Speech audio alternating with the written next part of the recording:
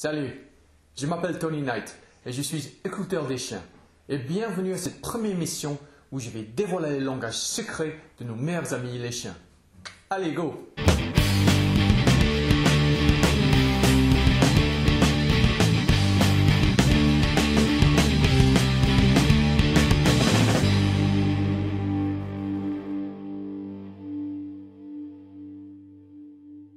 On va dresser les chiens qui aboient.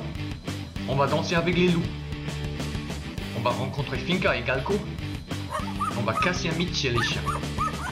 Tout ça, tout de suite. Mais tout d'abord, c'est quiz time. Quel animal fait ce bruit?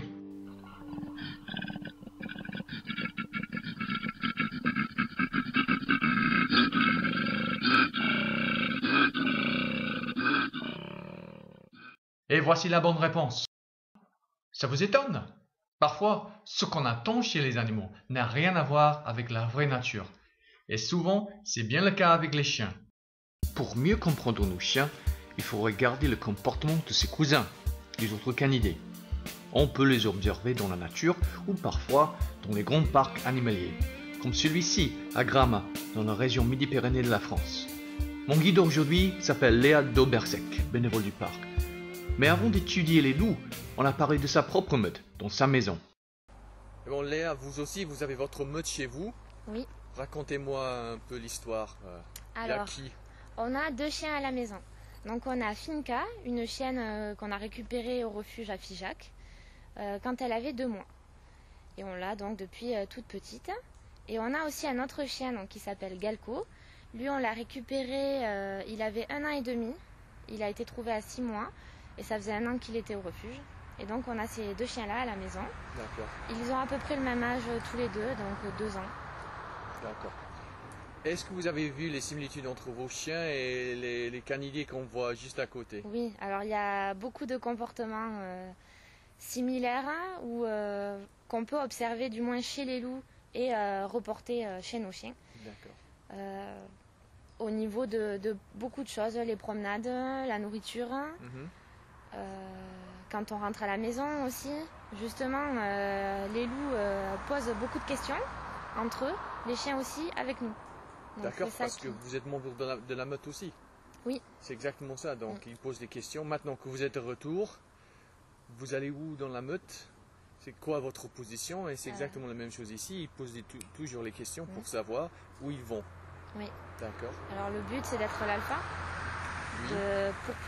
pour que le chien en fait ne se sente plus responsable de sa meute et qu'il puisse vivre sa vie de chien tranquillement. Ouais.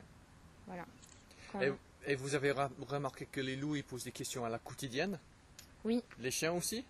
Les chiens aussi? Ouais. Oui. Plus souvent peut-être les chiens que les loups, je sais pas. Chez les loups c'est peut-être moins facile à observer, c'est plus subtil. Chez les chiens, on a quand même certains comportements beaucoup plus embêtants. Par exemple, les chiens qui sautent quand on rentre dans la maison. Ouais. Ça se voit beaucoup plus qu'entre les loups, ça va être peut-être des regards ou... Voilà. Ouais, donc ils sont beaucoup plus subtils, mais il y a des moments peut-être en jouant que parfois ils montent sur le dos. Mais la subtilité, c'est parce que parfois, ce qu'ils font, ils mettent la tête sur la nuque des autres. Oui. Ça c'est subtil, mais encore une fois, c'est l'auteur de la domination. De hauteur, oui. Ouais. Les chiens aussi le font sur les genoux. Oui. Moi, par exemple, mon chien, quand on est sur le canapé, qu'on lui dit de monter, quand il vient, il veut s'asseoir sur nous. D'accord. Donc il faut toujours repousser. Oui. Tu montes, mais tu restes quand même à ta place. C'est rigolo lorsqu'ils posent des questions, parce que vous savez quoi faire. Oui. Quand vous savez pourquoi, ça devient divertissant, quoi. Ah, je vois bien ce que vous faites. Ah, c'est malin, ça. Ça devient... au début, c'est dur quand on applique une méthode comme ça, qu'on a envie de faire bien, mais des fois, on peut se tromper aussi. Ouais. Au début, c'est pas facile. Mais au bout d'un moment, ça devient réflexe. Il y a certaines choses, ah non, ça, il faut pas le faire comme ça. Là, il vaudrait mieux faire ça et on comprend beaucoup mieux les chiens. Et vous avez trouvé la méthode utile? Oui. Par rapport à d'autres méthodes, déjà la progression se fait de façon plus... ça va beaucoup plus vite. Et moi, ce que j'aime beaucoup, c'est que par rapport à une méthode classique, c'est sans brutalité, on ne s'énerve pas. Le chien, on voit que c'est bon pour lui. Alors au début, j'avais du mal parce que j'avais l'impression d'ignorer mon chien tout le temps. Mais finalement, au début, oui, c'est plus long, mais les délais se raccourcissent petit à petit. Et on sent bien, que ce soit les chiens avec nous ou les chiens entre eux, que les choses changent. Et par exemple, le week-end dernier, on est parti au centre-ville promener nos chiens. Et avant, c'était pas possible puisqu'on se faisait tirer. Et on essaye petit à petit. On a fait un vide-grenier aussi. On essaye des choses. Oui. Et ça fonctionne bien. Et donc, oui, c'est comme ils ont une liste itinéraire, les chiens. Ah, ok, ça, check, vide-grenier, check, centre-ville, check. C'est ça. Alors, on n'a peut-être pas forcément toujours fait dans l'ordre, hein, puisque bon, d'abord la maison, après le jardin, après plus loin. Nous, ce qu'on aime bien, c'est les prendre un peu partout où on va. Donc, on essaye. Si ça marche, on continue. Si on voit que c'est trop difficile ou que c'est pas le moment, on arrête. Et on recommencera une autre fois quand on sera... Quand ce sera le moment. Et vous arrêtez sans souci parce que vous savez que vous pouvez le faire quand vous voulez. Oui, mais non, c'est pas contraignant. Et puis voilà, il faut garder en tête, c'est ce que je disais, les 3 mots. Toujours rester calme, même si des fois, bon, c'est difficile. Être cohérent, penser que ce qu'on fait, il faut que ce soit quand même tout le temps pareil. Pas un jour oui, un jour non. Et constant, voilà. C'est constant dans ce qu'on fait.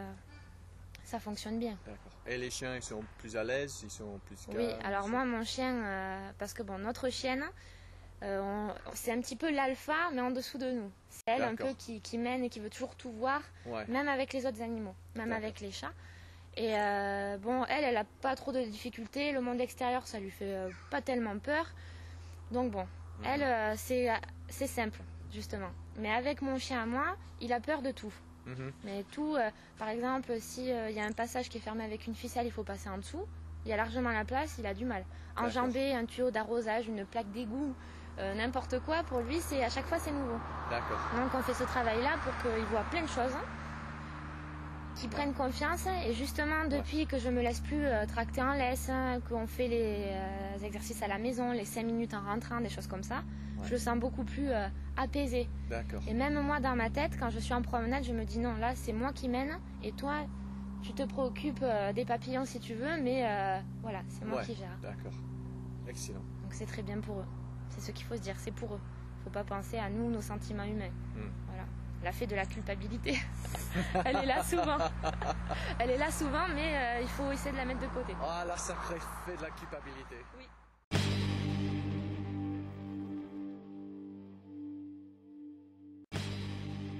C'est encore quiz time. Comment être sûr qu'un chien est content?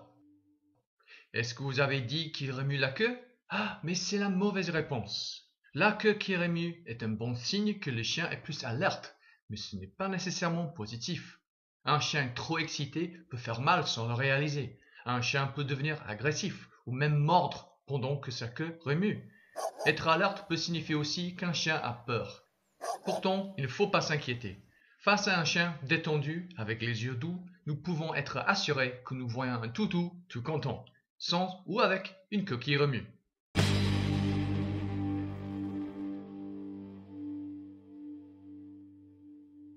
Il n'y a pas de comportement canin plus embêtant pour les propriétaires des chiens et leurs voisins que des chiens qui aboient tout le temps lorsque quelque chose ou quelqu'un passe devant la maison. Souvent, on entend les cris des gens qui essaient de faire taire leurs chiens, mais sans succès. Voire, certains maîtres désespérés utilisent les produits ou les gadgets qui font mal aux chiens lorsqu'ils aboient, sans garantie que cela va marcher. En fait, parfois, la situation devient pire. Mais pourquoi les chiens aboient-ils? Et qu'est-ce qu'on peut faire pour régler la situation sans stress, ni pour les chiens, ni pour les gens? Tout d'abord, il faut comprendre pourquoi un chien aboie. Dans la nature, les canidés sont parfois agressés par les dangers. Si un membre de la meute aperçoit un problème, c'est son rôle d'avertir le leader, l'alpha, afin que lui, il puisse prendre la décision. Il attire l'attention du chef en aboyant. Le rôle de l'alpha, c'est d'aller et évaluer la situation. Alors, au lieu de se fâcher lorsqu'un chien aboie, pourquoi pas le remercier pour une mission accomplie? Regardez ce petit film que j'ai fait en Australie avec Gypsy, un chien de refuge qui a survécu un accident grave avec un train. Maintenant, elle se trouve dans sa nouvelle famille. Et elle est très contente, mais parfois elle aboie lorsqu'elle entend les voisins.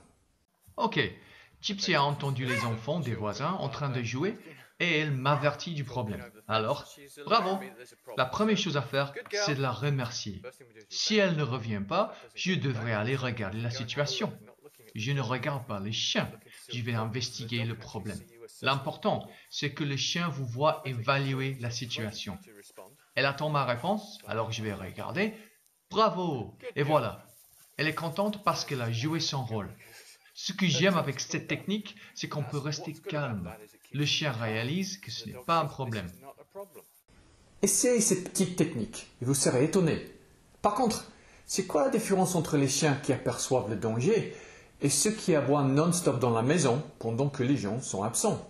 Alors ça c'est pour la prochaine fois. Allez, à plus!